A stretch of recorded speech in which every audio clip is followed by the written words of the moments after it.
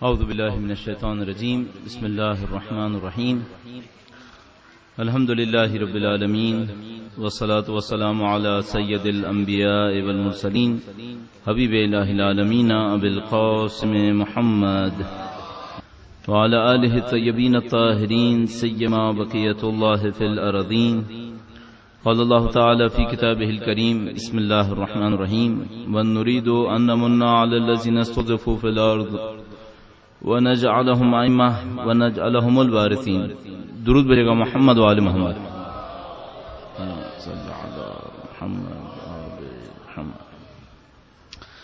زن محترم، آج کے دن میرے لیے انتہائی اہمیت کا دن ہے.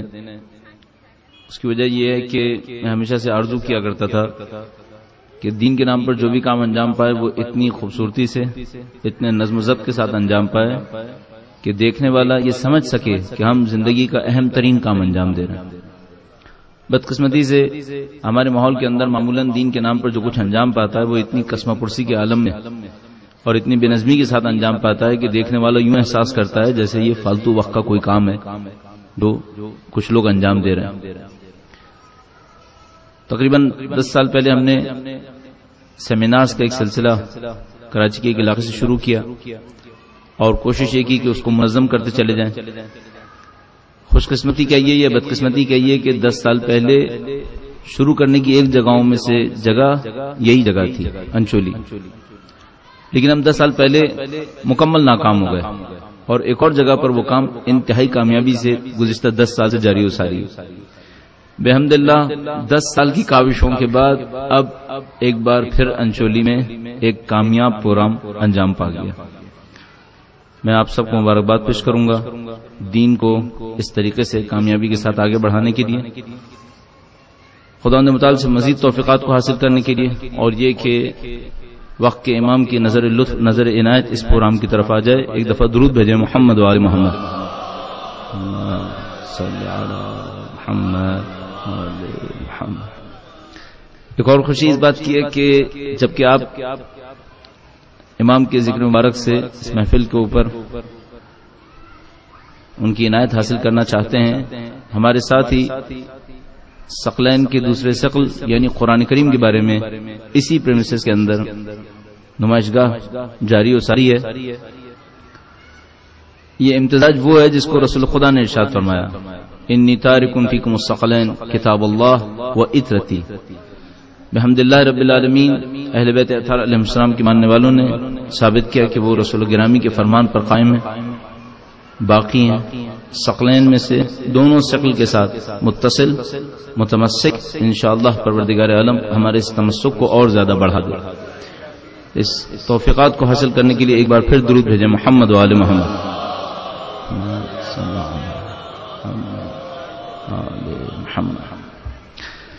اور معمولاً طریقہ کار یہ ہے کہ پروگرام کے آرگنائزرز کے لیے بھی ضرور دعا کی جاتی ہے. یہ تو ہماری دل سے دعا ویسے ہی ہو ہی رہی ہے، اور جو کچھ ہم نے کہا در حقیقت ان کا بہت بڑا کردار ہے، لیکن بالاخص چاہیں گے کہ ان کا تذکرہ ہو. کام کو منظم کیا ہے، خوبصورتی سے انجام دیا ہے، جو انسان سوچتا تھا اس طریقے سے، اور انشاءاللہ ان کے کام میں اور برکت ہوگی. ان کے مزید توفیقات کے لیے، مزید صلاحیتوں کے لیے کہ امام کی بارگاہ میں ان کا ایک کام قبول ہو جائے. ایک بار پھر درود بھیجے گا محمد و آل محمد. صلی علی محمد. کچھ موضوع کے حوالے سے عرض کروں. یہ موضوع شاید آج کی دنیا کے رائج ترین موضوعات میں سے ایک موضوع ہے، چاہے اس عنوان کے ساتھ ہو یا اس عنوان کے ساتھ نہ ہو.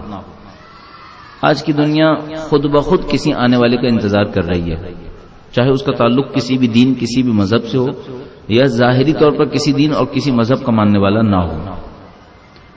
حقیقت یہ ہے کہ دنیا میں جو بھی ادیان ہمارے پاس موجود ہیں، دین ہمارے پاس موجود ہیں، مثلا اسلام، عیسائیت، یہودیت، حتیٰ وہ جو آسمانی ادیان نہیں ہیں جیسے ہندو مذہب یا جاپانیوں کا شنٹو مذہب یا اور دوسرے ادیان و مذاہب، ان تمام کے اندر یہ تصور موجود ہے کہ دنیا کے ایک وقت تو انسانیت ایک ایسے مقام پر پہنچ جائے گی جب کوئی غیر معمولی واقعہ پیش آئے گا، کوئی آنے والا آئے گا اور اس دنیا کو تبدیل کر دے گا.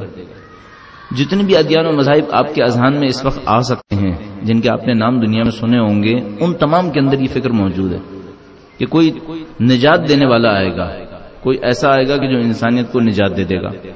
بس پوری دنیا ایک بات پہ متفق ہے کہ کسی آنے والے نے آنا ہے. اب وہ دنیا اسلام کے اندر ایک نام کے ساتھ ہیں، دنیا عیسائیت میں کسی اور نام کے ساتھ ہے، دنیا یہودیت میں ان کا نام کچھ اور رکھا گیا ہے، ہندوؤں نے ان کا نام کچھ اور رکھا ہے، بدھ مت کے ماننے والوں نے کچھ اور رکھا ہے. لیکن سب کے سب ایک بات کی معتقد ہیں کہ کسی عظیم الشان ہستی کا ظہور ہونا ہے جس نے اس دنیا کو تبدیل کر دینا ہے. بہت ساری چیزوں میں شیعت ممتاز ہے، شیعت کو انفرادی حیثیت حاصل ہے. خاص کر ایک پہلو پہ آپ کی توجہ دلانا چاہوں گا، وہ یہ کہ دنیا کے جتنے مذاہب ہیں، جتنے ادیان ہیں، سب اس بات کے معتقد ہیں کہ کوئی آنے والا آئے گا جو اس دنیا کو تبدیل کر دے گا. لیکن دنیا کا کوئی مکتب، دنیا کا کوئی مذہب اس بات کا معتقد نہیں ہے کہ وہ جو آنے والا ہے وہ ابھی بھی روئے زمین پر موجود ہے. صرف شیعہ اس بات کا معتقد ہے. سب اس بات کے معتقد ہیں کوئی آئے گا جو اس وقت پیدا ہوگا پھر تبدیل کرے گا. صرف شیعہ اس بات کا معتقد ہے کہ پیدا نہیں ہوں گے، پیدا ہو چکے ہیں، روئے زمین پر تشریف فرما ہیں، حاضر و ناظر ہیں، اس وقت ان کا جلوہ ظاہر ہو جائے گا. اچھا، اس کا فرق کیا ہے؟ چاہے وہ معتقد ہوں کہ موجود ہیں جیسا کہ ہم معتقد ہیں، یا معتقد ہوں کہ موجود نہیں ہیں بعد میں تشریف لائیں گے، اس کا بنیادی فرق یہ ہے کہ جو یہ کہہ رہا ہے کہ وہ ہے ہی نہیں، وہ کس سے رابطہ ایجاد کرے، وہ کس سے تعلق بنائے. مثلا اگر عیسائیت معتقد ہے کہ حضرت عیسیٰ تشریف لائیں گے تو وہ اس بات کی معتقد ہے کہ فی الحال ان کے ساتھ کوئی رابطہ نہیں ہے. اگر یہودیت معتقد ہے کہ وہ تشریف لائیں گے، حضرت عزیر آئیں گے مثال کے طور پر، تو وہ معتقد نہیں ہے کہ وہ اس وقت یہاں پر موجود ہیں، لہذا ان میں سے کوئی بھی ان کو پکار نہیں سکتا. صرف شیعہ معتقد ہے کہ نہ صرف یہ کہ تشریف لائیں گے بلکہ اس وقت موجود ہیں، لہذا جس وقت چاہے جس مقام پر چاہے اپنے امام کو پکار سکتا ہے، ان کے ساتھ اپنا دلی رابطہ بنا سکتا ہے.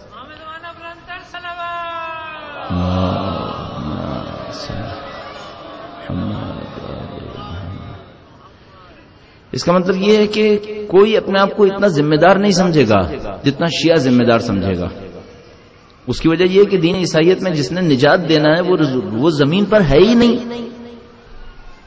جس سے وہ رابطہ بنائے، جبکہ شیعہ معتقد ہے کہ وہ حاضر ہیں اور ناظر ہیں. اور اس کے اوپر ہم تفصیلی گفتگو دوسرے مقامات پر کر چکے ہیں کہ غیبت کا اصل مطلب کیا ہے. خلاصے کے طور پر عرض کرتا چلوں، غیبت کا مطلب ان کا نہ ہونا نہیں ہے، نعوذ باللہ بے خبر ہونا بھی نہیں ہے، نظروں سے اوجھل ہونا بھی نہیں ہے، صرف ہمارا نہ پہچاننا ہے.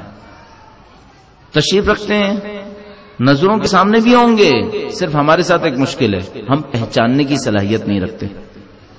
لہذا ہمارے پاس روایت موجود ہے کہ جب امام تشریف لائیں گے تو لوگ ان سے یہ کہیں گے کہ ایک دوسرے سے کہیں گے کہ ہم نے ان کو پہلے بھی دیکھا تھا لیکن ہم جانتے نہیں تھے. بس شیعہ کے اندر تصور بہت شدید ہے. یعنی اگر میں آپ کے سامنے ایک جملہ عرض کروں جو تھوڑا سا عجیب لگے گا، وہ یہ کہ اگر میں یہ کہوں کہ امام یقیناً اس محفل سے مکمل باخبر ہے، آپ کے یہاں موجود ہونے سے، آپ کے ذکر کرنے سے، کہ آپ ان کے وجود مقدس کے بارے میں سوچ رہے ہیں، ان تمام چیزوں سے باخبر ہیں، تو ہم نے کوئی مبالغہ نہیں کیا، کوئی انوکھی بات بھی نہیں کی. امام کا علم ایک ایک چیز کو اپنے اندر سموئے ہوئے ہے، لہذا آپ یہاں پہ ذکر کریں وہ بخوبی واقعہ اچھی طرح جانتے ہیں. بس اگر کوئی امام کے لیے جدوجہد کرے، چاہے وہ مجمع کے درمیان بیٹھ کر کرے یا تنہائی میں کسی اکیلے کمرے کے اندر بیٹھ کر کرے، امام اس سے واقف ہے. یہ چیز کسی اور مکتب کے اندر نہیں ہے، کسی اور فکر کے اندر نہیں ہے. لہذا کسی فکر کو اتنا انتظار نہیں ہے اور نہ ہونے کی ضرورت ہے ان کے نزدیک، نہ شیعہ کو انتظار ہے. اب عجیب بات یہ دیکھیے، شیعہ بھی یہ کہہ رہے ہیں کہ ہمارے امام تشریف لائیں گے ہمیں کامیابی ملے گی، عیسائی بھی تو یہ کہہ رہا ہے کہ ان کے امام، ان کے نبی آئیں گے اور ان کو کامیابی دلائیں گے. کیا اس کو بھی اتنا ہی انتظار ہے جتنا ہمیں انتظار ہے؟ ہندو بھی یہی کہہ رہے ہیں، بدھ مت کے ماننے والے بھی یہی کہہ رہے ہیں، لیکن ان میں سے کوئی انتظار کا اتنا معتقد نہیں ہے جتنا ہم معتقد ہیں کہ ہمارے پاس روایت موجود ہے انتظار الفرج افضل العبادہ، بہترین عبادت مدد کا انتظار ہے. یہ کیوں کسی اور کے پاس موجود نہیں ہے؟ کیوں یہودی عیسائیوں کے اندر اور اسلام کے دوسرے فرقوں کے اندر اس جملے کے اوپر توجہ نہیں ہے؟ اس کی وجہ یہ کہ ان کے نہ ہونے کے معتقد ہیں، جب ہیں ہی نہیں تو تعلق کس بات کا؟ یہ شیعت کا فخر ہے، معتقد ہیں کہ ہیں، باخبر ہیں، ایک ایک چیز کو جانتے ہیں، دیکھ بھی سکتے ہیں، ہم ملاقات کرنا بھی ممکن ہے، سب کچھ ممکن ہے۔ اگر ایسا ہے تو یہ ہماری اور آپ کی ذمہ داری ہے کہ دنیا ان کا ذکر کرے یا نہ کرے، ہم ان کا ذکر کرنے پہ مجبور ہیں، ہماری ذمہ داری ہے۔ یعنی اگر ہم یہ کام نہ کریں تو در حقیقت ہم نے اس ذمہ داری کو ادا کرنے سے اپنے آپ کو بری الذمہ کر دیا، جس کی واحد ذمہ دار سے دیکھنا پڑے گا۔ نہیں معلوم کیوں آج سے تقریباً 25-30 سال پہلے یہ موضوع اتنا زیادہ مورد بحث نہیں ہوتا تھا، اتنا زیادہ توجہ نہیں تھی اس موضوع کے اوپر۔ گویا لوگوں کے دلوں میں کچھ ایسے تصورات تھے جس کی وجہ سے اس موضوع سے دور بھی جاتے تھے، عمدن توجہ نہیں دیتے تھے۔ مثلا بہت زیادہ اس بات کے اوپر توجہ نہیں تھی کہ امام کو پکارا جائے۔ یعنی میں اگر اپنے بچپن کو دیکھتا ہوں تو جوانی تک پہنچتے پہنچتے کے نزدیک دعائے سلامتی امام زمانہ رائج ہوئی ہے۔ الہی عظم البلا بچپن میں نہیں سنتا تھا، مثلا اپنے کالج کے زمانے تک پہنچتے پہنچتے الہی عظم البلا سننا شروع کیا، پہلے کے لوگ نہیں پڑھتے تھے۔ اللہم کل ولیک الحجۃ ابن الحسن علیہ السلام، یہ دعا بہت دیر سے سنی ہے، ہم نے دعا بہت دیر سے سنی، لہذا آپ سوچیے ذرا 25-30 سال پہلے دعائے ندبہ ہمارے یہاں تصور بھی نہیں تھا، اصلا کوئی تصور نہیں تھا ہمارے یہاں کہ دعائے ندبہ بھی کوئی ہے جس کو پڑھنا چاہیے۔ آج بحمدللہ رب العالمین ہمارے شہر کے مختلف علاقوں کے اندر 100-150 لوگ چھٹی کے دن جمع ہوتے ہیں یا کسی صبح جمعہ جمع ہوتے ہیں اور امام کا ذکر کر رہے ہوتے ہیں، دعائے ندبہ پڑھ رہے ہوتے ہیں۔ اس کا مطلب یہ گزشتہ 25-30 سال میں ہم نے اس موضوع میں کچھ نہ کچھ ترقی کی ہے، کچھ نہ کچھ توجہات آئی ہیں۔ اب تک جو ہماری توجہ رہی ہے وہ چند موضوعات کے اوپر متمرکز رہی ہے، اور اس میں بھی ایک کمی ہے، میں اس کمی کی طرف اشارہ کرتا چلوں اور اس کے بعد اپنے موضوع کی طرف آؤں گا جس کے اوپر ہمیں تفصیلی بیان دینا ہے۔ ایک بار پھر درود بھیجے گا محمد والے محمد صلی اللہ علیہ محمد۔ زیادہ تر جو ہماری اور آپ کی توجہ اس موضوع کے اوپر رہی ہے وہ علامات کے اعتبار سے رہی ہے۔ علامات ظہور کیا ہے؟ علامات ظہور کے اعتبار سے بھی ہم لوگوں کے ذہن میں گویا ایک فکر لاشعوری طور کے اوپر ہے کہ ظہور نزدیک نہیں ہے، گویا لاشعوری طور پر ہم لوگوں نے یہ سوچا ہوا ہے کہ ظہور نزدیک نہیں ہے، ظہور کافی دور ہے۔ کیوں؟ اگر ہم اس بات کے معتقد واقعا ہوں کہ ظہور انتہائی نزدیک ہے تو پھر ہماری تیاری اس سے زیادہ ہونی چاہیے تھی، اس سے کہیں زیادہ تیار ہونا چاہیے تھا۔ اب آپ تصور فرمائیے، مثلا فرض فرمائیے، میں بعض اوقات بہت عرفی مثالیں دیا کرتا ہوں، فرض کیجئے آپ کے سامنے کسی گورنمنٹ ایجنسی نے اپنے اعداد و شمار کے ذریعے ثابت کیا کہ اگلے مہینے سے کراچی میں پانی کی انتہائی شدید قلت ہونے والی، اور طریقہ کار بتا دیا کہ بھائی جو اس طریقے کے اوپر عمل کرے گا وہ کچھ پانی جمع کر لے گا، اس کے لیے تو بچت ہو جائے گی ورنہ پھر سب مصیبت میں پڑ جائیں گے۔ اچھا، جو لوگ اس کو سیریسلی سنیں گے، پڑھیں گے، اس کے اوپر عمل بھی کریں گے، کچھ نہ کچھ تو کر ہی لیں گے اپنے لیے۔ آیا ہم نے اتنا ہی توجہ دی ہے ان روایات کے اوپر؟ ہمارا عمل کچھ اور ہونا چاہیے تھا۔ کیوں؟ جس چیز کا ہم انتظار کر رہے ہیں وہ کئی ہزار سال میں انسانیت کا منفرد واقعہ ہے۔ آپ کسی کم چیز کا انتظار نہیں کر رہے ہیں، آپ انتظار کر رہے ہیں کہ حضرت آدم علیہ السلام سے جو ایک عمل شروع ہوا ہے اس نے اپنے اختتام پر پہنچنا ہے، اس نے اپنے عروج پر پہنچنا ہے، یعنی گویا ایک نامکمل ایجنڈا ہے۔ اب نہ صرف یہ کہ رابطہ بنتا ہے بلکہ بہت زیادہ نزدیک قرار پاتا ہے۔ میں ایک مثال آپ کی خدمت میں عرض کروں گا، درود بھیجے گا محمد والے محمد صلی اللہ علیہ محمد۔ جو برادر کوشچن پیپر تقسیم کر رہے ہیں ان سے میں ریکویسٹ کروں گا ابھی تھوڑی دیر کے لیے بیٹھ جائیے، تھوڑی دیر تک سیشن آگے چل جائے، اس کے بعد پھر کوشچن پیپرز دے دیجیے گا۔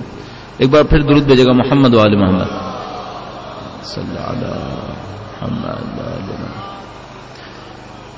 عرض کیا اگر آج سے کچھ 100 سال پہلے ان روایات کو دیکھیے جو امام کے ظہور کی علامات کو بیان کر رہی ہیں تو لگے گا دنیا کچھ اور ہے۔ مثال کے طور پر ایک روایت ہمارے پاس بھی موجود ہے، اہل تسنن کے پاس بھی موجود ہے، سب مسلمان اس کو مانتے ہیں کہ امام جب تشریف لائیں گے مکے سے ظہور ہوگا بیت المقدس تک جنگ کرتے ہوئے جائیں گے. مکے سے تشریف فرما ہوں گے، عرب علاقوں کو گزارتے ہوئے کوفہ کے نزدیک تشریف لائیں گے. کوفے پر ان کا مرکز بنے گا، وہاں پر سفیانی کو شکست دیں گے. شکست دینے کے بعد بیت المقدس کی طرف تشریف لے کے جائیں گے. ہمارے پاس اور تمام فرقوں کے پاس روایت کے اندر لکھا ہے کہ بیت المقدس میں یہودیوں کا مقابلہ کریں گے. اگر میں اور آپ یہ روایت 1901 میں پڑھتے، فرض فرمائیے 1901 کے اندر ہم اور آپ یہ روایت پڑھتے کہ امام دشمن کا مقابلہ کرنے کے لیے بیت المقدس جائیں گے، یہودیوں کا مقابلہ کرنے کے لیے، اصلا پڑھتے ہی میں اور آپ کہتے امام وہاں کیوں جائیں گے، وہاں کوئی یہودی ہے ہی نہیں. 1901 تک بیت المقدس کے اندر جو یہودی موجود تھے وہ کل بیت المقدس کی آبادی کے 2% بھی نہیں تھے. دنیا کے یہودی بیت المقدس میں نہیں تھے. دنیا کے یہودی مشرقی یورپ میں تھے، یورپ کے اور دوسرے حصوں میں تھے، کچھ افریقہ میں تھے، کچھ ایشیا کے اندر تھے. بیت المقدس میں یہودی انتہائی کم تھے. اور ہماری ساری روایتیں کہہ رہی تھیں کہ امام بیت المقدس جائیں گے، یہودیوں کے ساتھ ایک آخری مقابلہ کریں گے. 100 سال پہلے کوئی روایت پڑھتا تو کہتا کہ یہ روایت خود بتا رہی ہے کہ ابھی ظہور نہیں ہوگا. اس کی وجہ ہے کہ بیت المقدس میں یہودی ہے ہی نہیں. اس کے بعد 30-35 سال کے اندر دنیا میں تبدیلیاں واقع ہوئیں. پہلے جنگ عظیم ہوئی، دوسری جنگ عظیم ہوئی، ساری دنیا سے یہودی خود والنٹیرلی یا جبر کے ذریعے سے فلسطین پہنچ گئے. آج اگر میرے اور آپ کے سامنے کوئی یہ کہے کہ امام مکہ سے تشریف فرما ہوں گے، بیت المقدس جائیں گے، یہودیوں کا مقابلہ کریں گے، اب یہ روایت قبول کرنا ہمارے اور آپ کے لیے کتنا آسان ہے. کیوں؟ دنیا کے اصلی یہودی بیت المقدس میں ہی ہے، اور کہاں. ایک روایت نے 1300 سال وقت لگایا ہے اپنے آپ کو ثابت کرنے میں. 1300 سال تک جن لوگوں نے وہ روایت پڑھی ہوگی وہ تعجب کرتے ہوں گے کہ یہ علامت کیسی علامت ہے جبکہ بیت المقدس میں یہودی ہیں ہی نہیں. اب ہمیں یقین ہے کہ یہ روایت بالکل صحیح روایت ہے. اس نے جو کچھ بیان کیا 1300 سال کے بعد صحیح ثابت ہو گئی. 1300 سال وقت لگا. اور سن لیجیے، آج سے 40 سال پہلے اگر میں اور آپ یہ روایت پڑھتے کہ امام کے ماننے والے ایک دوسرے کے ساتھ رابطہ کریں گے چاہے وہ دنیا کے کسی بھی کونے میں ہوں، تعجب ہوتا کہ ایسے کیسے ہوگا. ہم شاید سوچ سکتے تھے کہ یہ معجزے سے ہونے والا ہوگا، عام طریقے سے تو نہیں ہو سکتا. آج کے دنیا میں کوئی یہ سوچے گا کہ یہ معجزہ ہوگا؟ آج دنیا کے لیے بہت ہی معمولی سی بات ہے. گویا دنیا خود بخود اس سمت بڑھ رہی ہے جس میں امام کے متعلق جتنی روایات ہمارے پاس موجود ہیں وہ خود بخود ثابت ہونے کی طرف جا رہی ہیں. اب ان عالمی تبدیلیوں میں جس تبدیلی کی طرف میں پہلے مرحلے میں پوائنٹ آؤٹ کرنا چاہوں گا وہ ٹیکنالوجی ہے. ٹیکنالوجی نے دونوں طرف سے، چاہے وہ حق میں استعمال ہونے والی ہو چاہے وہ باطل کے لیے استعمال ہونے والی ہو، دونوں طرف سے ایسی تبدیلیاں دکھائی ہیں جس سے یہ ثابت ہو رہا ہے کہ وہ ظہور کا وقت کم از کم گزشتہ چند سال میں بہت نزدیک آ گیا. مثال کے طور پر اگر 40 سال پہلے، یوں ہی اپنے ذہن میں 40 کی عادت کے طور پہ کہہ رہا ہوں ورنہ کوئی 40 میں کوئی خاصیت نہیں ہے، 40 سال پہلے ہم سے کوئی کہتا دنیا کے اوپر ایک حکومت ہوگی، ہم کہتے ہیں ممکن نہیں ہے. کیسے ممکن ہے دنیا کے اوپر ایک حکومت ہو؟ اگر دنیا کا حاکم ایک خطے میں بیٹھا ہو دوسرے خطے کے بارے میں جانے گا کیسے؟ وہاں پہ کیا ہو رہا ہے؟ کس طریقے سے کنٹرول کرے گا؟ گزشتہ 40 سال کے اندر جو تبدیلیاں آئی ہیں، اور 40 سال تو میں بہت دور کہہ رہا ہوں، اب صرف 25 سال کے اندر جو تبدیلیاں آئی ہیں انہوں نے یہ ثابت کر دیا کہ نہ صرف یہ کہ ناممکن نہیں ہے بلکہ عیناً ممکن ہے اور یقیناً یہی ہوگا، آگے یہی ہوگا. آج دنیا کے اندر جو چھوٹی چھوٹی تجارتی کمپنیاں ہیں جن کو ہم ملٹی نیشنل کمپنیز کہتے ہیں، وہ جب اپنی مارکیٹنگ کی پلاننگ کر رہے ہوتے ہیں تو پوری دنیا کو نظر میں رکھ کے کر رہے ہوتے ہیں. آج دنیا کا ٹرینڈ یہی ہے. آج دنیا کے اندر اگر کوئی گفتگو کی جاتی ہے تو صرف ایک ملک کے حوالے سے نہیں کی جاتی، پوری دنیا کے حوالے سے کی جاتی ہے. لہذا مثال کے طور پر اگر یہ گفتگو کی جا رہی ہے کہ دنیا کے اندر غذائی مواد کی کمی ہے، فوڈ کرائسس ہے، تو یہ فوڈ کرائسس کوئی ایک ملک کے بارے میں بات نہیں ہو رہی ہے، پوری دنیا کے بارے میں بات ہو رہی ہے. پوری دنیا کے بارے میں کیوں بات کی جاتی ہے؟ اب فاصلہ رہا ہی نہیں ہے. اگر معلومات کے حساب سے کہیں تو آپ جو کام اس وقت کر رہے ہیں ممکن ہے اگر یہ مسائل اور نہ ہوں تو ممکن ہے کہ کوئی برازیل کے اندر بیٹھ کر آپ کو اس جلسے میں ابھی بھی شرکت کر رہا ہو. ممکن ہے کوئی کینیڈا اور ساؤتھ افریقہ کے اندر بیٹھ کر اس جلسے میں ابھی بھی شرکت کر رہا ہوں. اور اگر ہم حتیٰ موجود ٹیکنالوجی کو استعمال کرتے جو بالکل فری آف کاسٹ اویلیبل ہے تو ہم یہ بھی کر سکتے تھے کہ جب سوال جواب کا سیشن ہو تو ممکن ہے کہ کوئی ناروے سے سوال کرے اور ہم یہاں بیٹھ کے جواب دے رہے ہوں اور وہ سن رہا ہو. حتیٰ اس ٹیکنالوجی کو استعمال کرتے ہوئے جو بالکل مفت میں اویلیبل ہے جس کی کوئی کاسٹ نہیں ہے. 30-40 سال کے اندر دنیا نے اپنے آپ کو ٹیکنالوجی کے اعتبار سے بہت تیزی سے تیار کر دیا ہے کہ یہ عالمی حکومت میں تبدیل ہو جائے. یہ تو ٹیکنالوجی کا مثبت استعمال ہے, منفی استعمال بھی ایسا ہی ہے.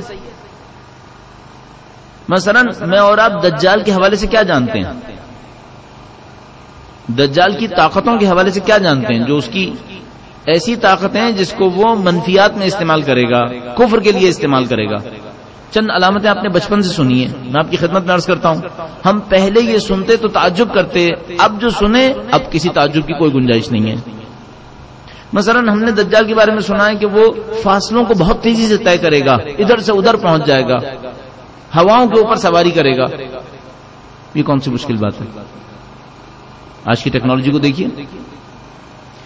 دجال کے بارے میں لکھا ہوا ہے کہ وہ سبز کھیتی کو برباد کر دے گا اور برباد کو فوری طور پر آباد کر دے گا. ٹیکنالوجی میں کون سی مشکل چیز ہے؟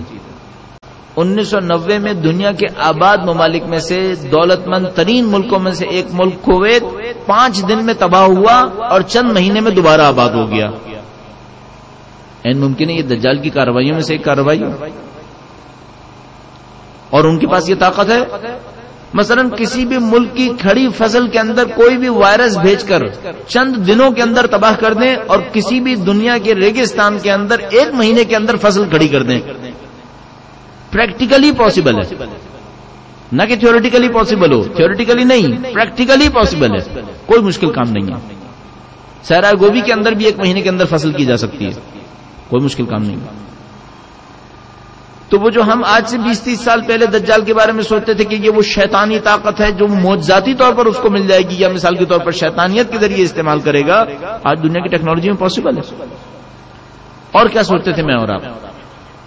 دجال کے بارے میں سوچتے ہیں, روایات میں لکھا ہے کہ وہ موت کو شکست دینے کا دعویٰ کرے گا.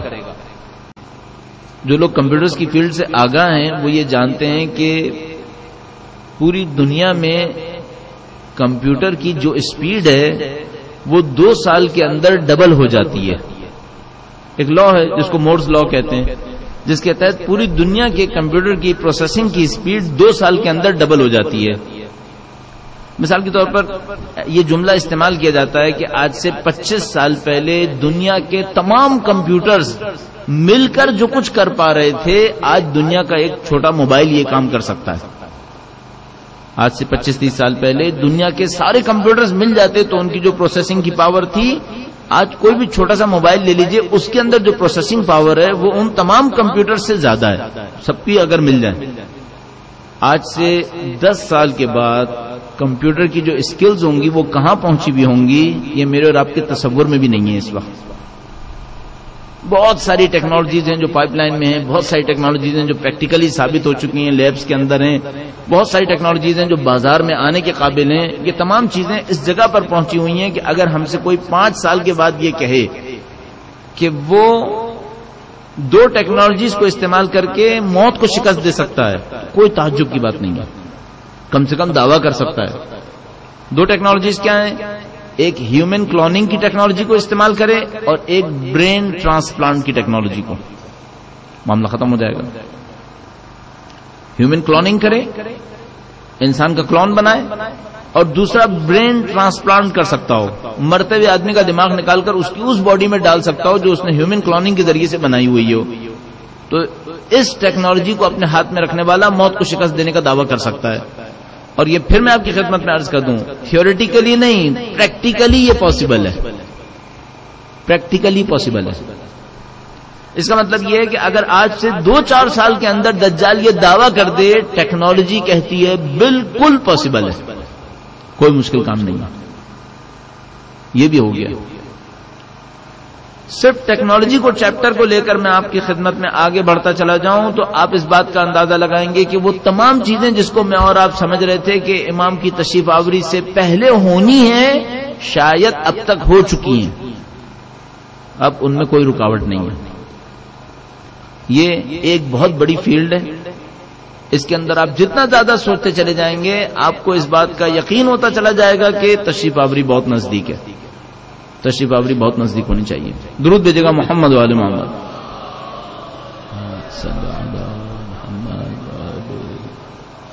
البتہ یہ میں آپ کی خدمت میں عرض کرتا چلوں کہ کوئی اس سیشن سے یہ جو ہم کام انجام دے رہے ہیں یہ نہ سمجھے ہم یہ ثابت کر رہے ہیں کہ امام فوراً تشریف لانے والے ہیں، گرچہ ہماری امید یہی ہے، ہمارا عقیدہ یہی ہے کہ اگر ہم سے کوئی کہے مولا اگلے سال تشریف لائیں گے تو ہم کہیں گے اگلے سال کیوں، ابھی تشریف لائیں۔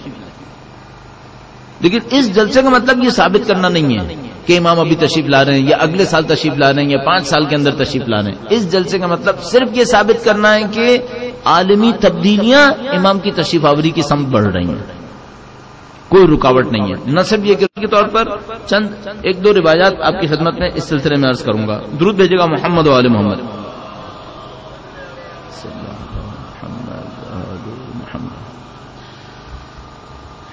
یہ روایت بہار الانوار میں 24ویں جلد 164 صفحے پر ہے، اثبات الہدات میں بھی ہے، محجت البیضاء میں بھی ہے۔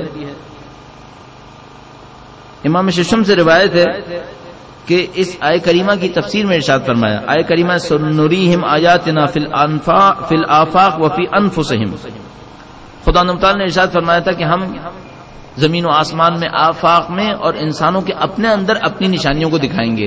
امام نے کیوں ارشاد فرمایا؟ فرمایا فی الآفاق، زمین و آسمان میں نشانیاں دکھائیں گے، کیا؟ انتقاض الاطراف علیہم، زمین و آسمان میں نشانیاں دکھائیں گے کہ انسانوں کو کہ ان کی زندگی اب مشکل میں پھنستی چلی جائے گی، نئی زندگی گزار پائیں گے، مصیبتیں اتنی زیادہ بڑھ جائیں گی کہ انسان یہ سمجھ جائے گا کہ اب ہم یہاں پر زندگی نہیں گزار سکتے۔ وفی انفسہم بالمسخ، اور ان کو اپنے نفس کے اندر بھی نشانیاں دیکھنی پڑیں گی، کس چیز سے؟ مسخ سے۔ کچھ انسان اپنی ماہیت میں تبدیل ہو جائیں گے، انسان نہیں رہیں گے، جانوروں میں تبدیل ہو جائیں گے۔ حتی یتبین لہم انہ الحق، یہاں تک کہ ان کو پتا چل جائے گا کہ اللہ حق ہے، یعنی فرمایا کہ ان کو امام کی تشریف آوری کو دیکھنے کو نصیب ہو جائے گا، امام تشریف لے آئیں گے۔ فرمایا یہ سب کچھ امام کی تشریف آوری سے پہلے ہوگا۔ زمین و آسمان کے اندر اتنی تبدیلیاں آئیں گی کہ انسان اس بات کو قبول کرنے پہ مجبور ہو جائے گا کہ اب ہمارے لیے یہاں پہ زندگی گزارنا مشکل ہے، اور اپنے اندر وہ کچھ تبدیلیاں دیکھیں گے۔ انسان کے اندر کیا تبدیلی آئے گی؟ فرمایا انسان اپنے اندر مسخ ہو جائے گا۔ اس مسخ کے اوپر اور روایات ہمارے پاس موجود ہیں اور پھر میں اس کی تشریح آپ کی خدمت میں عرض کروں گا۔ ایک بار پھر درود بھیجے گا محمد و آل محمد۔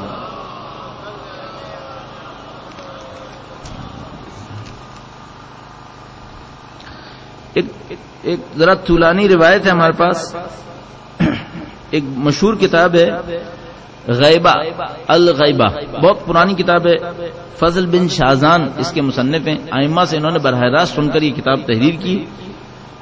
اس میں دوبارہ چھٹے امام سے سوال ہوا، متى یظہر قائمکم، آپ کے تشریف لانے والے جو آپ کے حق کے لیے قیام کریں گے وہ کب تشریف لائیں گے؟ قال اذا کثرت الغوایہ وقلت الہدایہ، فرمایا جب گمراہی بڑھ جائے گی، ہدایت کم ہو جائے گی، وکثر الجور والفساد، ظلم و فساد بہت بڑھ جائے گا، وقل الصلاح والسداد، اور صحیح راستے پر چلنا، حق بات کہنا کم ہو جائے گا، واکتفى الرجال بالرجال والنساء بالنساء، اور مرد پر اور عورتیں عورتوں پر اکتفا کریں گے۔ آگے روایت بھی پڑھوں گا، ذرا صرف اس ایک جملے کے اوپر توجہ فرمائیے گا، واکتفى الرجال بالرجال، مرد پہ اکتفا کریں گے، عورت پہ اکتفا کریں گے۔ یہ فینومینا کتنا عرصہ پرانا ہے؟ آج سے 90 سال پہلے انگریزوں نے اپنے سب سے بڑے جاسوس کو، جس نے انگلش گورنمنٹ کی وہ خدمت کی جو دنیا میں ان کا کوئی جاسوس نہیں کر سکا، لارنس آف عربیہ کو کوئی میڈل نہیں دیا۔ لارنس آف عربیہ سے بڑھ کر انگریزوں کا کوئی جاسوس آج تک نہیں آیا ہے، اس کو انہوں نے کوئی میڈل نہیں دیا، کوئی تمغہ نہیں دیا۔ کیوں؟ اس وجہ سے کہ ہم جنس بازی میں تھا، ہومو سیکسولیٹی سے دوچار تھا۔ کہا نہیں، جو ہومو سیکسول ہے اس کو ہم تمام تر خدمات کے باوجود کوئی تمغہ نہیں دے سکتے. آج پوری دنیا غرب کے اندر اس بات کو فخر سے کہا جا رہا ہے ہومو سیکسول نے. کتنے عرصے سے یہ کام ہوا ہے؟ مشکل سے 25-30 سال سے. یہ جملہ اگر کوئی آج سے 50 سال پہلے پڑھتا تو کہتا ہاں کچھ تو ہوتا ہے، زیادہ نہیں ہوتا. آج دنیا کے کئی ملکوں کے اندر قانون پاس ہوا ہے کہ یہ نکاح رائج نکاح ہے، ویلڈ نکاح ہے. یہ صرف 25-30 سال کے اندر ہوا ہے. میں آپ کی خدمت میں عرض کرنا چاہ رہا ہوں ہم دنیا کی بہت بڑی تبدیلی کو دیکھ رہے ہیں، لیکن چونکہ روٹین میں دیکھ رہے ہیں لہذا ہم سمجھ نہیں پا رہے. اس روایت کے اگلے حصے کو بھی پڑھتا ہوں. وَاكْتَفَى الرِّجَالُ بِالرِّجَالِ وَالنِّسَاءُ بِالنِّسَاءِ وَمَالَ الْفُقَهَاءِ إِلَى الدُّنْيَا. علم دین کے ماہر دنیا کی طرف چلے جائیں گے. وَأَكْثَرُ النَّاسِ إِلَى الْأَشْعَارِ وَأَكْثَرُ النَّاسِ إِلَى الْأَشْعَارِ وَالشُّعَرَاءِ. اور زیادہ تر لوگ مثلا عبادتیں اور علم ترک کر کے شعر شاعری کی طرف چلے جائیں گے. وَمَسْخُ قَوْمٍ مِّنْ أَهْلِ الْبِدْعَةِ. اور بدعت کرنے والے کچھ قومیں مسخ ہو جائیں گی. حَتَّى يَصِيرُوا قِرَدَةً وَخَنَازِيرَ. یہاں تک کہ بندر اور سور میں تبدیل ہو جائیں گے. شاید آپ اس روایت کو پڑھتے ہی یہ کہیں گے کم سے کم یہ ابھی نہیں ہوا. قوم بندر نہیں بنی ہے، قوم سور نہیں بنی ہے. کیا واقعاً امام کا مطلب ظاہری بندر ہے یا باطن میں بندر کی صفت ہونا ہے؟ ظاہری سور ہے یا باطن میں سوروں کی صفت ہونا ہے؟ اگر کوئی یہ دیکھنا چاہتا ہے کہ باطن میں اگر کوئی قوم سور ہوتی تو کیا ہوتی، تو آج کے قہبہ خانوں کے اندر چلا جائے. جتنی سوروں کی عادتیں ان علاقوں کے اندر پائی جا رہی ہیں. اب کیا ہم انتظار کر رہے ہیں کہ 4 پاؤں پہ چلیں گے؟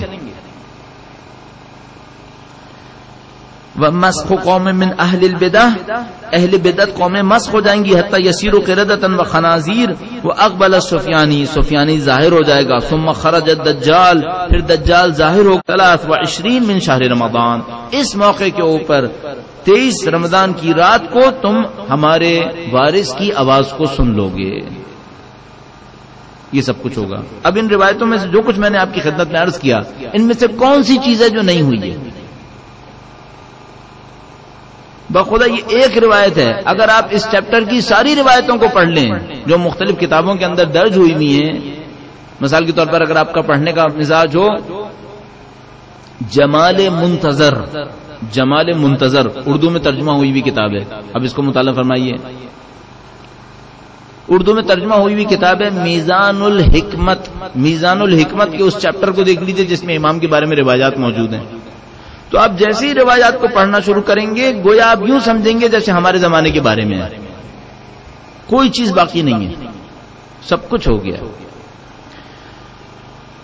بس ہمیں بہت زیادہ غور سے دیکھنا پڑے گا. اور یہ میں آپ کی خدمت میں عرض کرتا چلوں، یہ جو کام ہونے والا ہے یہ اتنی آسانی سے انجام نہیں پائے گا، گرچہ معجزے بھی نہیں ہوں گے. یعنی یہاں پہ 2 تصور ہیں، ان دونوں کو آپ کی خدمت میں عرض کروں اور بیچ میں عرض کروں کہ راستہ تیسرا راستہ ہے. ایک تصور یہ ہے کہ جو کچھ ہوگا وہ دنیا یوں ہی گزرتی رہے گی، ہمیں کوئی مصیبت نہیں اٹھانی پڑے گی، امام تشریف لے آئیں گے. ایسا ہرگز نہیں ہوگا. سخت ترین دور سے گزرنا پڑے گا، تمام مصیبتیں اٹھانی پڑیں گی. جن مصیبتوں کو ہم نے ابھی سوچا بھی نہیں ہے وہ ہمیں اٹھانی پڑیں گی. میں عرض کروں گا بھی روایات. ہمارے پاس روایت موجود ہے ایک مومن کے لیے ہاتھ پہ انگارہ لے کر شام تک کھڑے رہنا آسان ہوگا، ایمان کی حفاظت کرنا مشکل ہوگا. روایت موجود ہے، صریح روایت. ایک مومن کے لیے ہاتھ پہ انگارہ لے کر صبح سے شام تک کھڑا ہونا آسان ہوگا، ایمان کی حفاظت کرنا مشکل ہوگا. تو ہم یہ نہ سمجھیں دنیا یوں ہی چلتی رہے گی، میں اپنی نوکری کرتا رہوں گا، میں اپنا کاروبار کرتا رہوں گا، زندگی کی کوئی چیز تبدیل نہیں ہوگی، اچانک امام تشریف لے آئیں گے. یہ صرف اس صورت میں ہوگا کہ نعوذ باللہ صد نعوذ باللہ میں اور آپ اپنا ایمان کھو چکے ہوں. اگر اہل ایمان ہوئے تو مصیبتیں اٹھانی پڑیں گی. ایک روایت میں لکھا ہے مومن اپنے بچوں کو لے کر اتنی جگہیں بدلے گا جیسے لومڑی اپنے بچوں کو لے کر 7 گھر تبدیل کرتی ہے. کیوں؟ تاکہ اپنے اور اپنے بچوں کے ایمان کی حفاظت کر سکے. آسان نہیں ہونا چاہیے. بس ایک تصور کو یہ سمجھے ہم یوں ہی زندگی گزارتے رہیں گے، امام تشریف لے آئیں گے. میں نے عرض کیا یہ اس صورت میں ہوگا کہ نعوذ باللہ ہم ایمان کھو چکے ہوں. اگر ایمان ہوگا انشاءاللہ کہ ہو، پھر مصیبتیں بہت ہیں، کم مصیبتیں نہیں ہیں۔ دوسرا تصور یہ ہے کہ جب امام تشریف لانے لگیں گے ہر چیز میں کوئی نہ کوئی معجزہ ہوگا، کوئی نہ کوئی ایسی چیز ہوگی جس میں عقل تبدیل ہو جائے گی۔ نہیں، یہ بھی نہیں ہوگا۔ بہت بڑے بڑے کام ہوں گے لیکن ظاہری طور پر روٹین میں ہوں گے۔ کیوں؟ آہستہ آہستہ ہوں گے، لوگ سمجھ رہے ہوں گے یہ روٹین ہے۔ یہی مثال جو میں نے آپ کی خدمت میں عرض کی، آج سے 100 سال پہلے اگر کوئی پڑھے کہ مثال کے طور پر دنیا کے اندر مرد اور مرد کا نکاح اور عورت کا نکاح حکومتی سطح پہ قبول کر لیا گیا، تو وہ 100 سال پہلے اگر کوئی پڑھتا تو اس کا دماغ پاگل پن سے دوچار ہو جاتا کہ یہ کیسے ممکن ہے۔ آج ہو گیا۔ دنیا کی تہذیب یافتہ ترین قومیں اس کام کو انجام دے رہی ہیں۔ کیوں یہ کام کر پائے؟ آہستہ آہستہ انجام دیا ہے۔ کچھ عرصے پہلے اخباروں نے خبر دی کہ کسی ایک شہر کے اندر قریب کوئی 8000 لوگوں نے برہنہ کھڑے ہو کر تصویر کھنچوائی ہے۔ آیا سور کی شکل کچھ اور ہوتی ہے؟ آج سے 50 سال پہلے اگر کوئی خبر پڑتا تو وہ دماغی اختلال سے دوچار ہو جاتا۔ آج دنیا میں کیوں نہیں ہوا؟ کیونکہ تدریجاً انجام پایا، آہستہ آہستہ انجام پایا۔ ہم سب کے ساتھ ایسا ہی ہے۔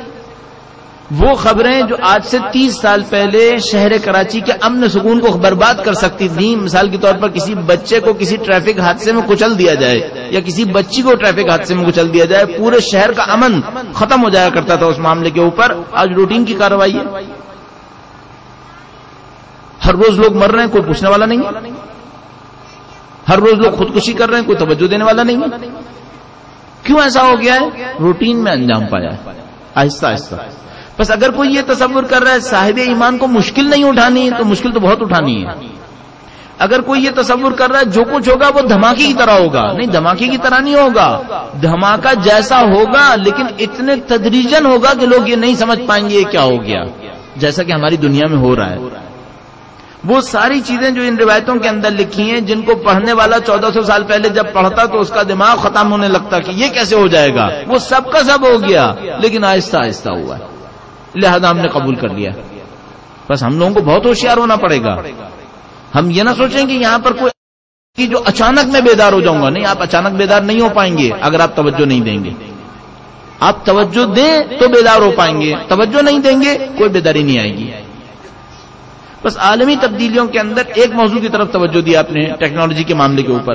اب ایک اور موضوع کی طرف آپ کی توجہ دلاؤں گا اور آج کے لیے آپ کی زحمت تمام کروں گا۔ درود بھیجے گا محمد و آل محمد۔ کتنی دیر میں پتا چلے گا اور کتنی دیر میں کتنے لوگ مر چکے ہوں گے؟ تو ایسٹیمیٹ یہ تھا کہ اگر یہ کبھی چلا گیا تو ہمیں پتا چلتے چلتے 2 ملین لوگ مر چکے ہوں گے، 20 لاکھ لوگ مر چکے ہوں گے اگر کبھی یہ کام ہو گیا۔ عزیزان محترم، تیسری مصیبت جس کا ہمیں سامنا ہے اسی دوران میں، وہ قحط کی مصیبت ہے۔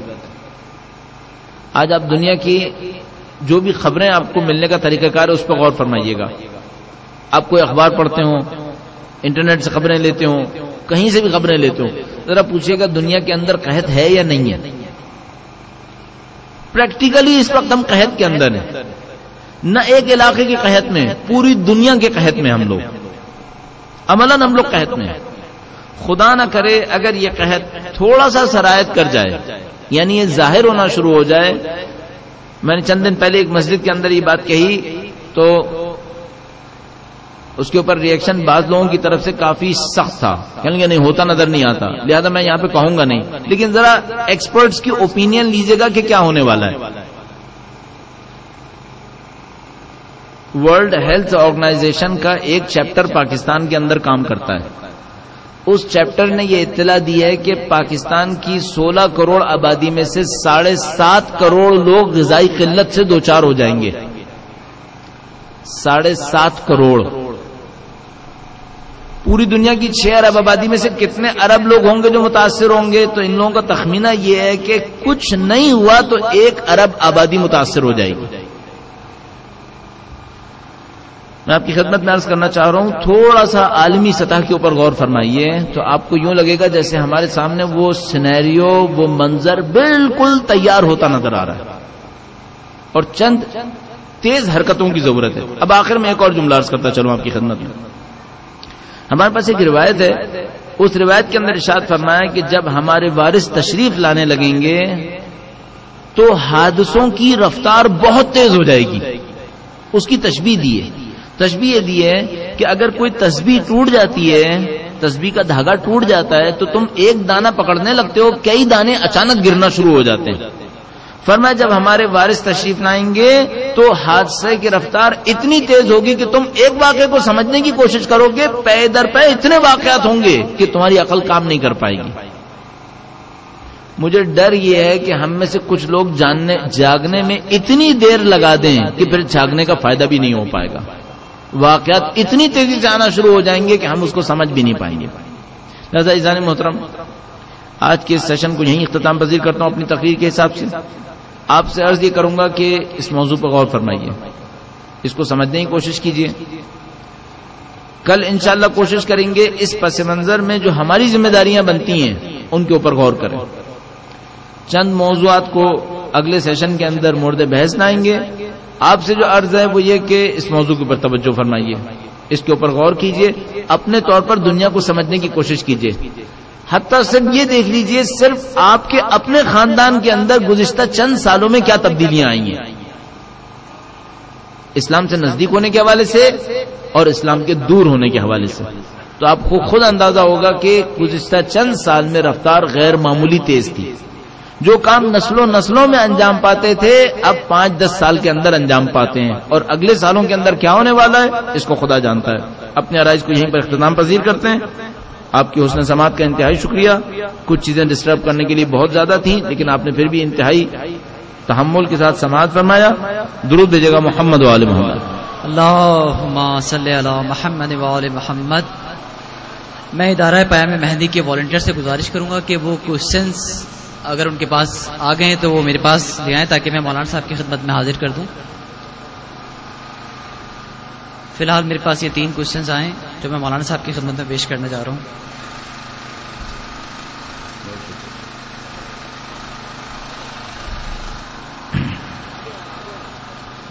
جب تک میرے پاس سوالات کا ذخیرہ آتا ہے تب تک امام زمانہ علیہ السلام کی شان میں کچھ کلمات۔ یا رب میرا سلام ہو ان کی جناب میں، یا رب میرا سلام ہو ان کی جناب میں، رکھا ہے جس کو اپنے ہی جیسے نقاب میں، دنیا گھری ہوئی ہے عجب اضطراب میں، ایک روح ہے انقلاب کی ہر انقلاب میں، مولا کی دید اور جہان خراب میں، مولا کی دید اور جہان خراب میں، یہ کیسا خواب دیکھ رہا ہوں خواب میں، بھیجا عریضہ میں نے ہے ان کی جناب میں، بھیجا عریضہ میں نے ہے ان کی جناب میں، شاید وہ خود ہی آئیں گے ہمارے جواب میں، آنکھیں کھلی ہوئی ہیں جب سے دیکھا ہے یہ خواب میں، آنکھیں کھلی ہوئی ہیں جب سے یہ دیکھا ہے خواب میں، تشریف لا رہے ہیں وہ خط کے جواب میں، یا رب میرا سلام ہو ان کی جناب میں۔ پہلا سوال، کیا وجہ ہے کہ آج سے کچھ عرصے پہلے امام کے ذکر کا اتنا رواج نہ تھا تقریر کے حوالے سے؟ کیا اس بات کو ہم اپنی کوتاہی سمجھیں یا پھر صاحبان علم حضرات کی عدم توجہ؟ دونوں چیزیں ممکن ہیں اور معمولاً دونوں ہی ہوتی ہیں۔ یعنی ایک بات ہمیشہ ذہن میں رکھیے گا، یہ جو سوال جواب ہوتے ہیں اس کے ذریعے ہمیں بھی بہت کچھ اندازہ ہوتا ہے لوگوں کی تھنکنگ کا، کہ لوگ کیسے سوچتے ہیں، لوگوں کی مینٹالٹی کا، اور آپ کے سامنے بھی بہت ساری ایسی مینٹالٹیز آتی ہیں جو آپ اپنے معاشرے کے اندر پاتے ہیں۔ مثال کے طور پر جیسے یہ مینٹالٹی ہے کہ جس کے اندر معمولاً ایک ٹرمنالوجی ہم استعمال کرتے ہیں، بلیم گیم۔ بلیم گیم یعنی کسی کے اوپر الزام لگانا۔ ہمارے معاشرے کی معمولاً مینٹالٹی بلیم گیم کے اوپر ہے۔ سیاست میں بھی یہی ہوتا ہے، نئی آنے والی حکومت پرانی حکومت کے اوپر الزام لگاتی ہے۔ عام طور پر معاشرے کے اندر یہی ہوتا ہے، ایک طبقہ دوسرے طبقے کے اوپر الزام لگاتا ہے۔ مثلا صاحب علم دوسروں کے اوپر الزام لگائیں گے کہ یہ عمل کے اندر کوتا ہے، اور دوسرے لوگ صاحب علم پہ الزام لگائیں گے کہ یہ دنیا کے پیچھے بھاگ رہے ہیں اور اپنے کام کو انجام نہیں دے رہے. ہم سب لوگ یہ سمجھ رہے ہوتے ہیں کہ معاشرہ ٹکڑوں ٹکڑوں سے ملا ہے. معاشرہ ٹکڑوں ٹکڑوں پہ نہیں ہوتا، معاشرہ ایک اکائی ہوتا ہے، اس کے اندر فرضی ٹکڑے ہوتے ہیں. یہ ایک فرضی ٹکڑا ہے صاحب علم، اور ایک اور فرضی ٹکڑا ہے مثلا ان کے علاوہ لوگ، سب ایک ہی ہوتے ہیں. معاشرے کے اندر جو صاحب علم ہے، کیا وہ معاشرے سے نکل کر نہیں ہوتے صاحب علم؟ انہوں نے علم کہاں سے لیا ہوتا ہے؟ اپنے بچپنے کو کہاں گزارا ہوتا ہے؟ وہ بھی اسی معاشرے کے اندر رہنے والے ہوتے ہیں. بس کون سا صاحب علم ہوگا جو مریخ سے ہو کر آیا اور وہ کہیں اور سے آ کر اس دنیا کے اندر اپنا علم پیش کر رہا ہے؟ وہ بھی اسی معاشرے کا حصہ ہے. بس آپ معاشرے کو اس طرح دو ٹکڑوں میں تقسیم نہ کریں. معاشرہ پورا ایک مل کر اکائی بنتا ہے، سب مشترکہ طور پہ ذمہ دار ہوں گے. ہاں یہ کہہ سکتے ہیں کہ شاید ان کی ذمہ داری نسبتاً زیادہ ہو، کہ اگر دوسرے لوگ نہیں بھی سمجھ رہے تھے تو ان کو سمجھ جانا چاہیے تھا. اگلا سوال تھوڑا سا حساس سوال ہے اور اس کے اندر تھوڑی سی گہرائی ہے. جس طرح دجال کا تصور ماورائی تھا، مگر اب معلوم ہوا کہ یہ ایک طاقت ہے جو کہ انسانی وجود نہیں ہے بلکہ برائی کی طاقت ہے. اس جملے کا مطلب کیا ہے؟ یہ کہنا چاہ رہے ہیں کہ ہم پہلے سوچتے تھے دجال ایک انسان ہے جس کے یہاں پر ایک آنکھ لگی ہوئی ہے، تو وہ ایک آنکھ والا ایک آدمی ہوگا جو سامنے آئے گا جس کو دیکھ کر ہم کہیں گے یہ دجال ہے. اب اندازہ ہوا کہ نہیں، دجال کوئی ایک انسان نہیں ہے ایک آنکھ والا، بلکہ ایک طاقت ہے، برائی کی طاقت. تو کیا یہ تصور نظریہ امام کے لیے بھی نہیں ہو سکتا کہ وہ بھی انسانی شخصیت نہ ہو بلکہ کچھ دلوں میں اچھائی پیدا کرنے والی طاقت ہو؟ ٹھیک ہے، پہلا حصہ صحیح ہے. انہوں نے کہا کہ اب یوں اندازہ ہوا کہ دجال ایک پیشانی میں ایک آنکھ والا کوئی فرد نہیں ہے، برائی کی طاقت ہے، تو ممکن ہے امام کا تصور اچھائی کی طاقت ہو. اس کا مطلب ہے کسی ایک انسان کی آمد کا انتظار نہ کریں. صحیح ہے. اچھا، اب اس میں جواب میں مجھے عرض کرنا پڑے گا کہ اگر ہم روایتوں پہ اعتماد کرتے ہیں اہل بیت اطہار علیہ السلام کی، وہ روایتیں پن پوائنٹ کر رہی ہیں ایک شخصیت کو. کس شخصیت کو؟ وہ شخصیت جو 11ویں امام کی نسل کے بعد 12ویں امام کی نسل کی حیثیت سے تشریف لائے. ان کا ایک خاص وجود ہے، ان کا ایک خاص لقب ہے، ان کو پکارا جاتا ہے ایک انڈیویجول کی حیثیت میں، ایک فرد کی حیثیت میں. ان کی شخصیت کو پکارا جاتا ہے، نہ ان کے تصور کو پکارا جاتا ہے. بس ایک فکر ہے ان کے پیچھے، لیکن ان کی شخصیت کا ہونا مسلم ہے. یہ سوال بالکل ایسا ہے منفیات کے اندر کہ مثلا آیا شیطان واقعاً کوئی وجود ہے یا فقط ایک فکر ہے؟ قرآنی آیات اتنی زیادہ ہیں اس کے واقعی وجود کے اوپر کہ ناقابل انکار ہیں. اسی طرح روایات امام کے وجود مقدس کے اوپر اتنی زیادہ ہیں کہ ناقابل انکار ہیں. اس کے بعد 1500 سال کا لگ بھگ تجربہ ہے ہمارے پاس لوگوں کا ایک شخصیت سے ملنے کا. غیبت الصغریٰ سے لے کر اب تک ہزاروں لوگوں نے تجربہ کیا ایک شخصیت سے ملنے کا. یہ شخصیت ہے نہ کہ کوئی فکر. انتظار امام بہترین عمل ہے. انتظار الفرج افضل العبادہ پہ اشارہ ہے. انتظار کا طریقہ کیا ہے؟ کیا امام کے ظہور کے انتظار میں بیٹھے رہیں یا کوئی خاص ذمہ داری ہے؟ اگر ہے تو وہ کیا ذمہ داری ہوگی؟ اس کے اوپر ہم کل تبصرہ کریں گے، زیادہ ابھی اس کے اوپر وقت نہیں لگائیں گے. اس کے بعد کچھ ایسے سوال متوقع رہتے ہیں اور یہاں پر بھی ہے کہ جو موضوع سے مربوط نہیں ہے، حساس بھی ہوں گے. ممکن ہے کسی کی شخصیت پامال ہو رہی ہو، کچھ کو تو ہم ویسے ہی سینسر کر دیں گے جب دیکھیں گے کہ نہیں مجلس کے ضابطۂ اخلاق سے باہر ہے تو ہم نہیں پڑھیں گے. کچھ سوال ایسے ہیں جو حساس ہیں، ہمارے معاشرے میں نہیں پڑھے جاتے، لیکن ہماری کوشش ہمیشہ یہ ہوتی ہے معاشرے کے اندر تحمل کی عادت بنے. تو ہم کچھ سوالات ایسے حساس بھی پڑھ دیتے ہیں جو دوسرے لوگ نہیں پڑھیں گے. ہم چاہیں گے لوگوں کے اندر عادت بنے، سوال کو سننے کی طاقت تو ہونی چاہیے. یہ سوال وہ نہیں ہے، یہ میں نے مقدمتاً بنایا. لوگ فوراً حساس ہو گئے ہوں گے کہ اب کوئی خطرناک سوال آنے والا. نہیں، یہ وہ نہیں ہے. صحیح ہے، یہ اس سے بہت کم ہے. اس وقت کوئی مجتہد ہیں جن کا امام سے تعلق ہو؟ انہوں نے لکھا اس وقت کوئی مجتہد ہیں امام سے تعلق میں، یعنی یہ کہنا چاہ رہے ہیں کسی کا امام سے براہ راست رابطہ ہو. ممکن ہے ہوں، یقیناً ہوں گے، لیکن کیا کوئی رابطے والا یہ کہتا پھرے گا کہ میرا رابطہ ہے؟ آج تک تو ایسا نہیں ہوا. رابطے میں رہنے والا کوئی شخص کبھی یہ دعویٰ نہیں کرتا کہ میرا رابطہ ہے. ہاں یہ ہے کہ مرنے کے بعد کچھ چیزیں پتہ چل جائیں یا جس کو انہوں نے منع کیا اور جاننے والے کو وہ بتا دے، یہ ہو سکتا ہے. آیت اللہ مرزا جواد ملکی تبریزی، آیت اللہ خمینی کے علم عرفان کے استاد، آیت اللہ شاہ آبادی، آیت اللہ خمینی کے علم عرفان کے ان سے بڑے استاد. آیت اللہ خمینی کے 2 استاد ہیں علم عرفان کے اندر، جواد ملکی تبریزی اور آیت اللہ شاہ آبادی. آیت اللہ شاہ آبادی کو زیادہ بڑا استاد کہتے ہیں، ان کو عارف کامل لکھتے ہیں. آیت اللہ شاہ آبادی کے پاس خطوط آتے تھے عراق سے، تہران کے اندر رہتے تھے، عراق سے خطوط آتے تھے، آنے والے خطوط کو فوراً پھاڑ دیا کرتے تھے. ان کے صاحبزادے کہتے ہیں کہ ایک دفعہ میں نے ان کا ایک خط پڑھ لیا، وہ اس طریقے سے کہ مغرب کی نماز سے کچھ پہلے خط آیا، انہوں نے خط پڑھا، نماز کی جانے کی جلدی میں خط پھاڑنا بھول گئے، خط چھوڑ کر چلے گئے، نماز سے فوراً واپس آئے اور سب سے پہلا کام یہ کیا کہ خط پھاڑ دیا. لیکن کہنے لگا میرا تجسس اس سے زیادہ تھا، ان کے نماز میں جاتے ہی میں نے وہ خط پڑھ لیا. اس خط کے اندر عراق کے ایک مرجع نے ان سے کچھ باتیں کہی تھیں اور اس کے اندر یہ جملہ لکھا تھا کہ اگلی دفعہ امام سے ملیں تو یہ سوال ضرور پوچھیے گا. اس کا مطلب براہ راست رابطے میں تھے.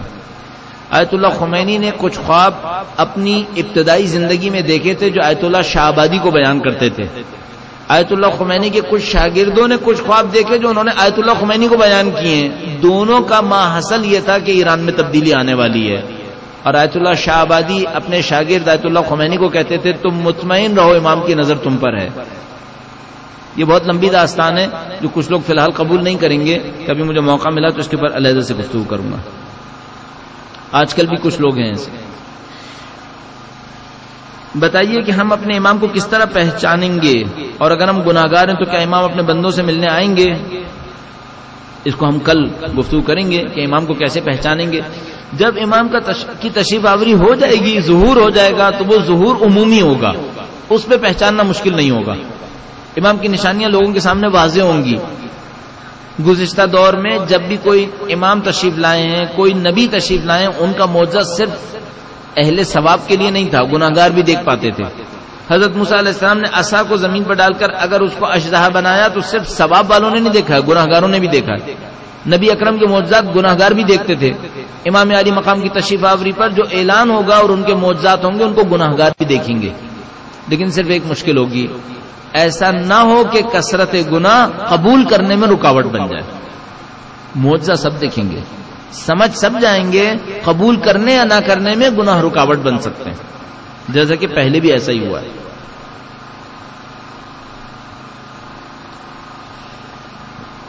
انہوں نے لکھا ہے کہ سیٹلائٹ B-52 اور مثلا دوسرے ایسے اسلحوں کی 7th فلیٹ جو امریکہ کا ہے، ان کی موجودگی میں امام کا لشکر مکے سے بیت المقدس کیسے جائے گا؟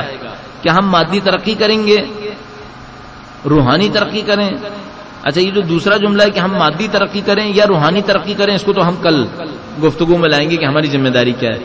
یہ جملہ کہ B-52 سیٹلائٹ اور 7th فلیٹ کے ہوتے ہوئے امام کا لشکر کیسے جائے گا، تو اس کا بہت سادہ سا جواب یہ ہے کہ آج جو دنیا کے اندر اس شخصیت کو دیکھ رہے ہیں آپ، ان 2 محترم شخصیتوں کو، یہ دشمنوں کے تمام تر ایسے اور ایسے مخرب اسلحہ کے ہوتے ہوئے اس سے 30 سال سے لڑ رہے ہیں.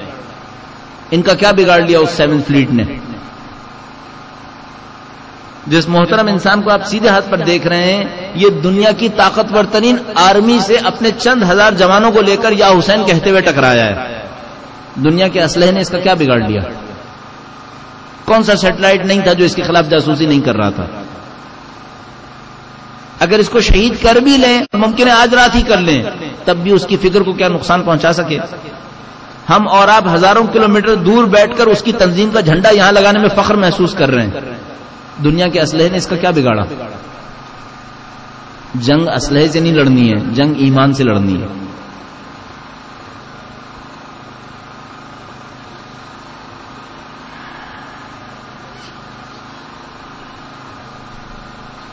انہوں نے لکھا the world has been changing on a fast track that one can't even think that what will happen in the upcoming years. No one can think. ہاں، انہوں نے کہنا چاہا کہ دنیا چونکہ بہت زیادہ تیزی سے ترقی کر رہی ہے، چینج ہو رہی ہے، تو کوئی نہیں جانتا کہ آگے کیا ہونے والا ہے. ہم بھی یہی کہنا چاہ رہے ہیں کہ ہم نہیں جانتے کہ آگے کیا ہونے والا ہے، لیکن ایک بات سمجھ میں آ رہی ہے، جو کچھ بھی ہو رہا ہے ہو اسی سمت رہا ہے جو امام کی ظہور کی طرف جا رہا ہے. جو کچھ ان کے ظہور سے پہلے ہمیں خبر ملی ہے اسی کی سمت بڑھ رہا ہے، اور اس میں کوئی پریشانی نہیں ہو رہی. بالکل آؤٹ آف دی ایک کوشچن جس پہ میں تبصرہ نہیں کروں گا، یعنی اس کے اوپر گفتگو کرنے کا موقع نہیں ہے، محل نہیں ہے اور یہ موضوع بھی نہیں ہے. لکھا ہے کہ آپ نے کہا کہ ہمارے ائمہ، آپ نے کسی ایک محفل میں کہا تھا کہ ہمارے ائمہ انبیاء کرام سے افضل ہیں یا نہیں. انہوں نے لکھا ہے کہ یا نہیں، ظہور کے بعد رجت پر روشنی ڈال دیں. یہ موضوع سے بالکل آؤٹ ہے اور موضوع بھی ایسا نہیں ہے کہ 2 منٹ کے اندر گفتگو کی جا سکے. تو میں انتظار کروں گا کہ کسی اور محفل کے اوپر رجوع کیجئے انشاءاللہ. اس میں ایک سمپل شیٹ ہے، اس کے اوپر لکھا ہے علماء. اس کا مطلب کیا ہے؟ اس کا مطلب میں نہیں جان پایا. یہ سوال ہے کیا ہے مجھے نہیں معلوم. لکھا ہے کہ دجال کا تصور واضح فرمائیں. کیا یہ موجودہ دور میں امریکہ تو نہیں ہے؟ یہ نہیں کہیں گے ایک ملک کو. ہمیں یوں لگتا ہے جیسے دجال ایک ملک نہیں ہے، ایک آئیڈیالوجی ہے، ایک نظریہ ہے. نظریہ کیا ہے؟ مادہ پرستی کا نظریہ جو آج کے زمانے میں اپنے عروج پر پہنچا ہوا ہے. امریکہ ایک اظہار ہو سکتا ہے لیکن محدود اس کے اندر نہیں ہے. مثلا جتنی مادہ پرستی امریکہ میں ہے اتنی مادہ پرستی یورپ میں بھی ہے. تو ہم یہ نہیں کہہ سکتے امریکہ کے اندر محصور ہے دجال. یوں لگتا ہے جیسے دجال مادہ پرستی کی نشانی ہے، چاہے وہ چین سے اٹھے چاہے وہ جاپان سے اٹھے، امریکہ منحصر نہیں ہے. ہاں امریکہ بہت بڑی نشانی ہے. لکھا ہے امام اس وقت تک نہیں آئیں گے جب تک آپ کے 313 ساتھی نہ ہوں. تو ابھی 313 ساتھی مکمل نہیں ہوئے یا ہم لوگ اس کی غلط توجیہ کرتے ہیں. کس نے کہا کہ مکمل نہیں ہوئے؟ یعنی اگر مکمل ہوگا تو پہلے ہمیں پتہ چل جائے گا. آج سے پہلے جتنی دفعہ حجت خدا تشریف لائے ہیں آنے سے ایک لمحہ پہلے کسی کو پتہ نہیں چلتا تھا کب تشریف لائیں. ہمیں کیسے پتہ چلے گا؟ کیسے یہ دعویٰ کر سکتے ہیں کہ ہمیں پتہ چل جائے گا امام اگلے سال تشریف لانا ہے؟ چونکہ اب 313 میں سے 310 ہو گئے. ہمیں کیا معلوم؟ چونکہ ہم نہیں ہیں اس 313 میں تو ہم سمجھتے ہیں 313 نہیں ہے. ہم نہیں ہیں. وہ 313 ممکن ہے ہو چکے ہو اور امام صرف اذن خدا کا انتظار فرما رہے ہوں. کیا کہہ سکتے ہیں ہم اس میں؟ کبھی حجت خدا کے آنے سے ایک دن پہلے پتہ نہیں چلتا کہ حجت خدا آ رہے ہیں. نبی اکرم جب مکہ میں تشریف لائے اعلان نبوت کیا پہاڑی کے اوپر جا کر، اس سے 1 گھنٹہ پہلے کسی کو پتہ نہیں تھا کہ امام نبی اعلان نبوت کرنے والے ہیں. تو میں سمجھتا ہوں اگر کوئی توجہ نہ دے تو 1 گھنٹہ پہلے بھی اس کو پتہ نہیں چلے گا کہ امام تشریف لا رہے ہیں. اگر جاننا چاہتا ہے تو توجہ دینی پڑے گی. لکھا ہے جبکہ علم اور ہدایت مسلمانوں کے پاس موجود ہے تو پھر مسلمان دنیا میں ترقی کے عروج پر کیوں نہیں ہے؟ کیا علم یا ہدایت میں کوئی کمی رہ گئی ہے؟ اگر طاغوتی قوت اتنی مضبوط ہے تو ہمارے پاس توڑ نہیں ہے. بعض اوقات انسان کے پاس سب کچھ ہوتا ہے اس کا استعمال نہیں ہوتا. بہترین مثال قرآن کریم ہے. خود ارشاد فرماتا ہے لا رد ولا یابس الا فی کتاب مبین. کس نے استعمال کیا اسے؟ علم و ہدایت مسلمانوں کے اندر ہے، استعمال کیا نہیں. استعمال کرنا میں علم و ہدایت کی کمی ہے کیا؟ آپ اپنی طاقت کو استعمال نہ کریں اور کہیں چونکہ میں نے استعمال نہیں کیا لہذا نہیں ہے. نہیں ہے، استعمال نہیں ہوا. جیسے انسان کا دماغ، انسان کے دماغ میں اتنی صلاحیت ہے کہ ہم جتنا بھی اپنا دماغ کو استعمال کریں، جیسے کہ لوگ اسٹیٹسٹکس میں کہتے ہیں 20% بھی استعمال نہیں کرتے، باقی 80% بیکار ہے. تو کیا صلاحیت نہیں ہے؟ صلاحیت تو ہے، استعمال نہیں کر رہے. یہی ہم مسلمانوں کا عالم ہے. پھر ایک بات اور عرض کروں گا، یہ خود بہت لمبی بحث ہے جس کو ہم یہاں نہیں کر پائیں گے. ترقی کا مطلب کیا ہے؟ خدا کے نزدیک ترقی کسے کہتے ہیں؟ اس وقت دنیا کے اندر مادی ترقی کے اعتبار سے سب سے تیز ترقی دبئی میں ہو رہی ہے. کیا یہ خدا کے نزدیک بھی ترقی ہے؟ تو آپ ترقی کے 2 پیرامیٹرز علیحدہ کر لیجئے، ایک مادی ترقی، ایک الہی ترقی. کس کو ترقی آپ کہیں گے؟ اگر آپ مادی ترقی دیکھنا چاہتے ہیں آپ دبئی چلے جائیے، مادی ترقی دیکھیے. اگر الہی ترقی دیکھنا چاہتے ہیں طے کر لیں الہی ترقی میں ہوتا کیا ہے، پھر اس کے بعد آپ کو پتا چلے گا ترقی کسے کہتے ہیں. اگر امام اتنے ہی کمالات و معجزات رکھتے ہیں تو لوگوں کی نصرت اور تیار ہو کر امام کی حفاظت کی کیا ضرورت ہے؟ نبی اکرم تمام تر معجزات رکھتے تھے، پھر بلال حبشی کی کیا ضرورت تھی؟ سلمان فارسی کی کیا ضرورت تھی؟ نبی کا صاحب کرامت معجزات قدرت مند ہونا اس بات پہ دلیل نہیں ہے کہ باقی لوگ ہاتھ پہ ہاتھ رکھ کے بیٹھیں گے. کل اس کے اوپر بحث کریں گے. نصرت امام اس لیے نہیں ہے کہ امام طاقت نہیں دکھا پائیں گے، نہیں، نصرت امام اس لیے کہ ہم اپنے آپ کو منوائیں گے. ہم میں کتنا جذبہ ہے، جیسے غزوہ احد کے اندر ہوا. اگر اصحاب نے ہمت نہیں دکھائی، اللہ کی نصرت نہیں آئی، تو کیا نبی کے پاس معجزات نہیں تھے اس وقت؟ یہ نبی وہی نبی ہیں جو جنگ بدر کے اندر کھڑے تھے، وہی نبی ہیں جو بعد میں غزوہ خندق کے اندر تھے، میدان خیبر کے اندر تھے. لوگوں کی جو ذمہ داری ہے وہ ادا کریں پہلے.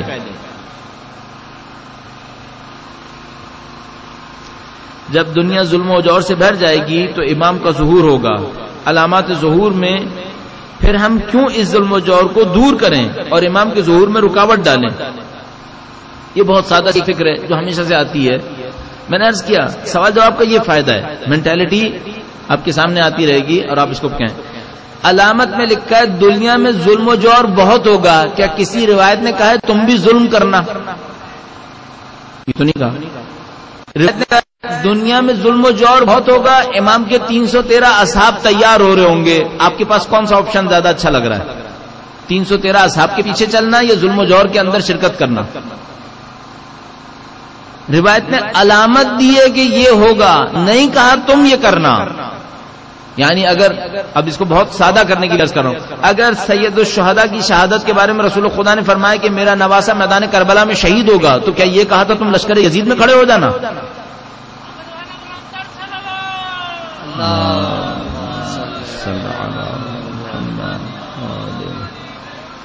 علامت یہ ہے ہمارا کردار تیاری کے عنوان سے کچھ اور ہے جو ہم کل بحث کریں گے.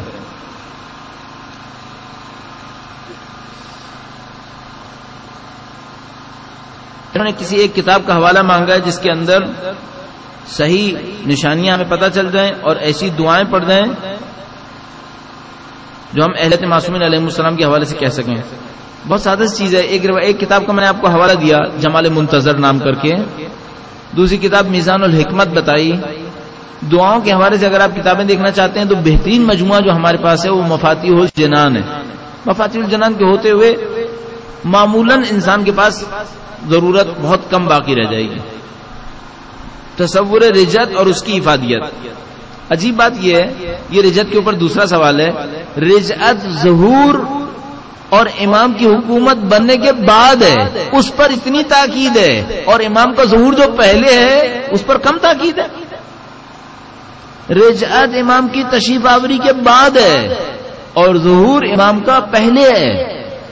ظہور سے پہلے غیبت کی مشکلات ظہور سے بھی پہلے ہیں. تو ہماری سب سے زیادہ نظر کس پہ ہونی چاہیے؟ رجعت پر جو آخر میں ہے، یا ظہور کی تیاری پر جو اس وقت ہے؟ ظہور کی تیاری پہ سب سے زیادہ نظر ہونی چاہیے. اس کے اوپر کل انشاءاللہ گفتگو کریں گے. آپ کے سوالات کا انتہائی شکریہ اور آپ کی حسن سماعت کا بھی. ایک بار پھر درود بھیجے گا محمد و آل محمد.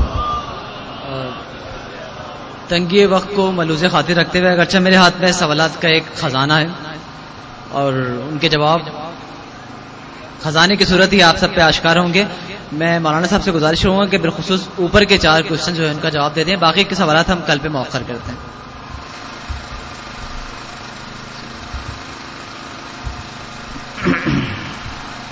یہ سوال میرے خیال میں کم از کم بھی 25-30 سوالات کم از کم اور ہیں ابھی. سوال بہت اہم ہے. لکھا ہے طاہرہ میگزین میں آرٹیکل عرفان وفا جو کہ آیت اللہ بہجت سے منسوب ہے، اس میں کسی نے آغاز سے سوال کیا امام زمانہ کا ظہور کب ہوگا؟ انہوں نے اشارہ کیا کہ پہلے میں نے کہا تھا کہ اس وقت کے جوان ان کا ظہور دیکھیں گے، لیکن اب آج کے بزرگ بھی امام کا ظہور دیکھیں گے. فرمایا اس کی تشریح کر دیں. آیت اللہ بہجت ان افراد میں سے ہیں جن کے بارے میں شاید ہم آسانی سے کہہ سکتے ہیں کہ علم معنویت کے اندر دنیا میں ان سے بہتر شاید کوئی نہیں ہے، یا علم معنویت میں جو ٹاپ 1 2 3 ہوں گے شاید ان میں وہ ہوں گے. انہوں نے لکھا ہے کہ انہوں نے یہ کہا تھا، پہلے وہ یہ کہتے تھے کہ میرے دور کے جوان امام کو دیکھیں گے.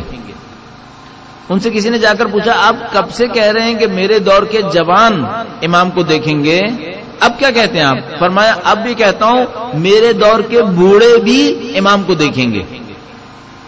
یہ بات کب کی ہے؟